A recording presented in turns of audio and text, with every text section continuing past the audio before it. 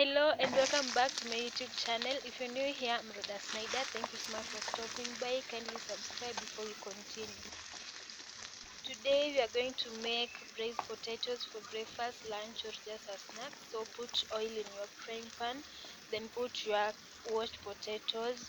You cut them vertically into 4 pieces like I've done mine. Then leave the bottom part to be cooked. Then after they have been cooked, turn the other side also to be cooked. If they are brown like so, they'll taste really great. They'll have a really delicious taste. So make sure they turn that brown. Don't let them burn, just let them brown enough. Once you've browned all the potatoes, transfer them to a different bowl. Then in the frying pan you can add some onions and let them brown or let them cook.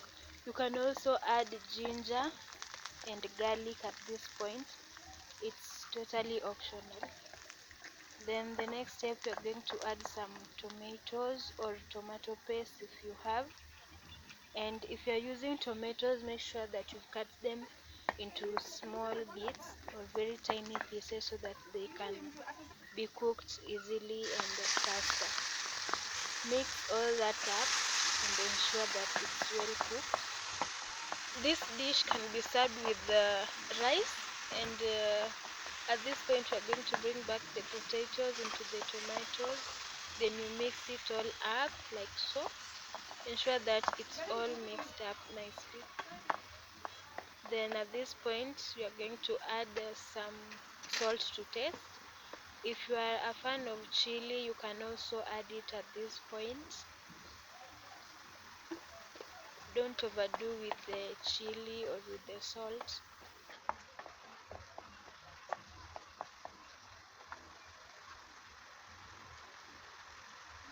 At this point I'm adding some cloves. They are ground cloves or the powdered one, if I may say. Mixed it all up nicely.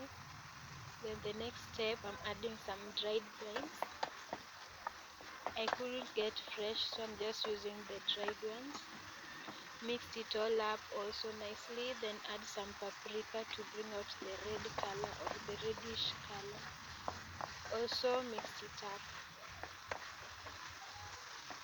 Once it's all mixed up and you're satisfied that all the spices are in, then you can cover, wait for about 2 seconds, or uncover it, add some water and then leave to cook, or you can bring it to boil. If you watched the video up to this point, thank you so much. I really appreciate. Kindly hit the like button. You can comment and tell me what you think about the video. And as you can see, it's done, it's cooked. You can check if they are cooked by pricking it with a fork or with a knife. And the soup also is thick enough, just as I wanted it. So at this point I'm going to add some coriander leaves. Mix it all up, leave for about 2 seconds, then serve as desired.